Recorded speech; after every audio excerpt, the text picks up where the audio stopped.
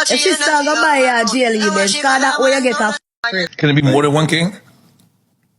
Of music? Of dancehall? Of dancehall. Why do you want my crown? Why do you want to be me?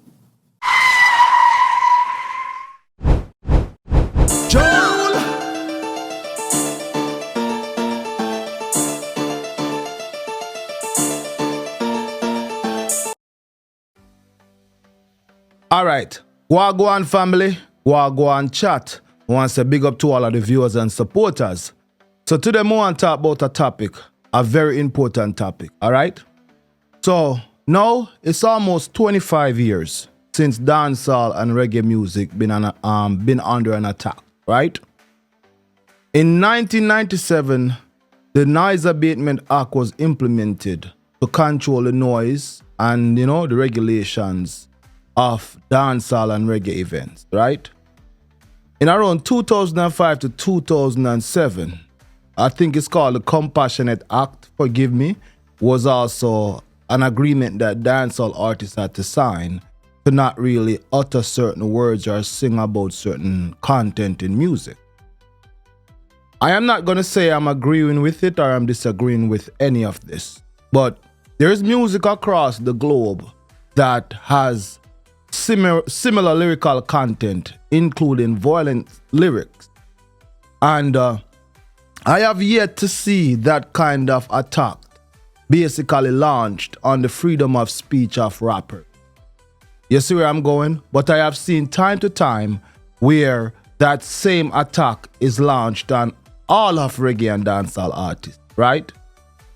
My biggest concern right now is the fact that reggae and dancehall artists at the apex, or should I say the prime of the industry, the society, the community, because remember, dancehall and reggae music is a secret society.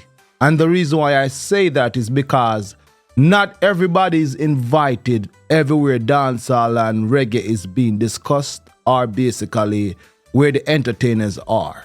You have to pay to see them at events. When they are chilling and they're meeting up, you don't know nothing about this. This is top secret, right?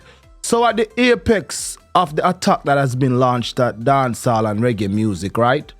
I have yet to see any reggae or dancehall artists basically pretty much uniting to a level. So imagine your culture, your society, your community, everything that has to do with you, that makes you feed your family, that take care of you, right? Has been under attack for almost 25 years. And instead of, as a culture, a society, you wanna come together and decide, say, you know what, this is not the time for we hate each other or dislike each other, because there's a lot of laws and acts and legislation, pardon me, I am fumbling with that word at the moment, that is being passed at the moment, which is preventing dancehall and reggae artists from basically having freedom of speech, freedom of expression. It's even actually regulating to the point where they can't even put on a good concert or a good show. We see where the bias is taking place in dancehall and reggae music, where a certain promoter will put on a show and that promoter will get the privilege to have their show go on till 7 a.m. till sunup. And you will see someone put on a similar show that is actually at the same level as that promoter, and their show is being turned off at like 2, 3 o'clock. Or should I say 2, 3 a.m., right?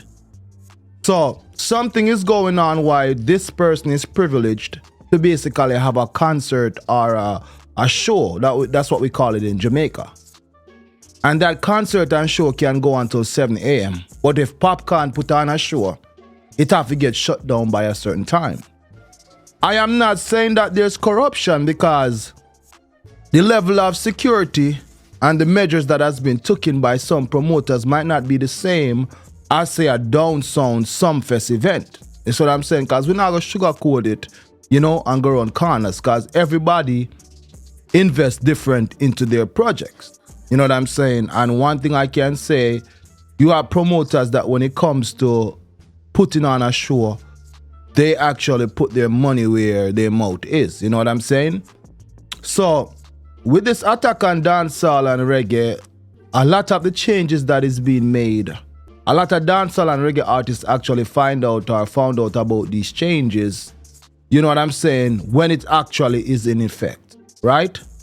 And to see in 2025, dancehall artists and reggae artists still arguing and fighting amongst each other while there's a bigger, would I say, community that has launched an attack on dancehall and reggae. Why do I say this?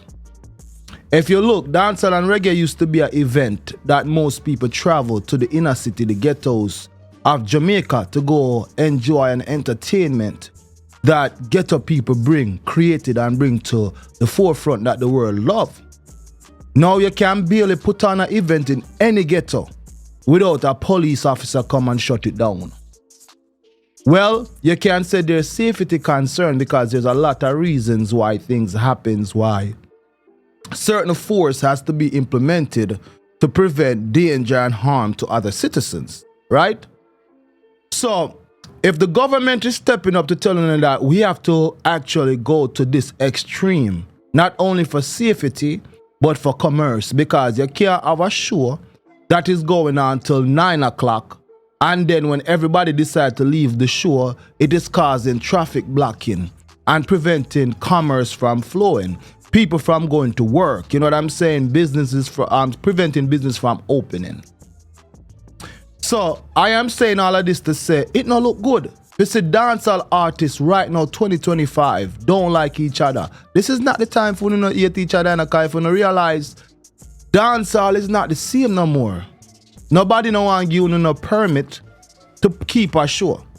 I remember when party was keeping in Jamaica, you never need a permit to actually keep a party.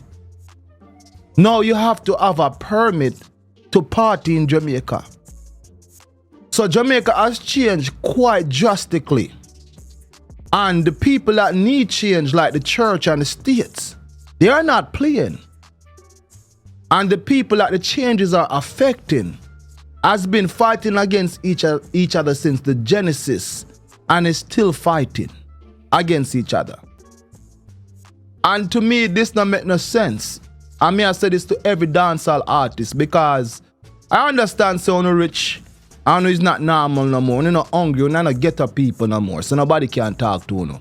But I'm just make you know say dancehall and reggae bigger than you. And our forefather created something for us to give us a voice, to speak so people could hear us, so the world could hear us. Because a lot of reggae people didn't have the money to travel to foreign countries, to talk to governments and other states, to discuss the abuse and the injustice that is being inflicted on them, right? A lot of them didn't have a way to talk to the politician, the government, the heads of states. I know with our music, Bounty Killer can do songs, say poor people fed up anytime. You know what I'm saying? And the list goes on and on. Capleton and all these artists could have do songs. So our forefathers, the predecessors that has basically paved the way for us to have a voice. These are the people why I have a voice and I could have this device in front of me that I can speak up. And selfish grown man that's acting like child, that is fighting for whatever selfish desire, is watching something so big. Dancehall and reggae has been the parent of many different genres of music. Dancehall and reggae has fed many other cultures outside of Jamaica. And while the children of the forefathers of dancehall and reggae music scrambled and scraping for wealth to come and boast about GLE, X6, you know what I'm saying, all of these vanities, the only thing that the youths of the ghetto have is being taken away from them. The only strength and support that they have is being taken away. So the ones that is no longer hungry, that dancehall and reggae gives them an opportunity to basically talk about them big luxury car and how much woman with them sleep with, who are the king, who are the queen, who get obia, who bad mind, who. The violence in Jamaica is basically ramping up because the youths of the ghetto no longer have much alternative. When a youth used to basically go to Sugar Minot Studio, Channel 1, this studio or that studio for a chance, when things was hopeless, them could have go to King Jammy's. These studios don't exist no more. There's no one for these youths to go to for an opportunity to find a way out of this struggle that they're facing. So I'm saying to the ones and ones, to all of the artists them in a dancehall and reggae, I understand say you're rich and you're losing a connection with the ghettos of Jamaica.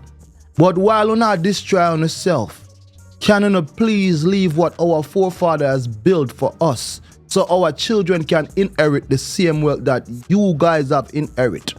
And you can go on in a corner and be kings and queens, dans and dappers. Because the Jamaican government is not fool or stupid. The Jamaican government did not only attack the dance of Jamaica, they attacked the music industry at the same time because they saw the relationship between crime and Jamaican music, meaning that a whole heap of Jamaican artists in their eyes are funding and supporting a lot of criminals. So when Jamaica Constabulary, the JCF, right now, I'm not even going to try to say that right now, the Constabulary Force, the Jamaican Constabulary Force, launched an attack on Dancehall and Reggae. You understand? Because this order was passed down from higher official. The Noise Abatement Act was not something that happened overnight. There has been discussion and conversation and basically curtailing the behaviors and the impact that Jamaican music has on society. There's many other factors of Jamaica. Jamaica is not only dancehall music. There's businesses that don't have nothing to do with dancehall. You see what I say on reggae music. So may I plead to the ones and ones out here that is destroying this thing, that big youths, Brigadier Jerry, there's so many people me can call, Dr. Early B, the general himself, may I say, there's so man, Josie Wheel, there's so many people names that I can call that basically contributed so much to this music. And most of these artists, not the ones that I've mentioned, but a lot of these artists are in poverty because they didn't inherit the great wealth that these new multi-millionaire has inherited. I'm just ask just remember, only just flesh and blood. That simply means that on the time on this planet is not forever. So while you're not destroying yourself, please leave this legacy for the youths to come. And I am James Will, and I want to wish each and every one of the best. Dancehall artists, the church, and the state of Jamaica. It's time for Uno have a real sit down. Our children cannot lead if the example that is being set is not at the best standard and quality. And freedom of speech is something that should never ever be taken away from the people of any country. And with that said, pardon me, I want to say big up to the government of our country, because I will never disrespect my government despite of how I feel. And I want to say big up to the church, because regardless of the negative or the positive, the church still has played a part in the upliftment and the development of Jamaica. And I want to say big up to every dancehall artist, negative and positive. You know what I say? Do better. All right, and with that said, one love.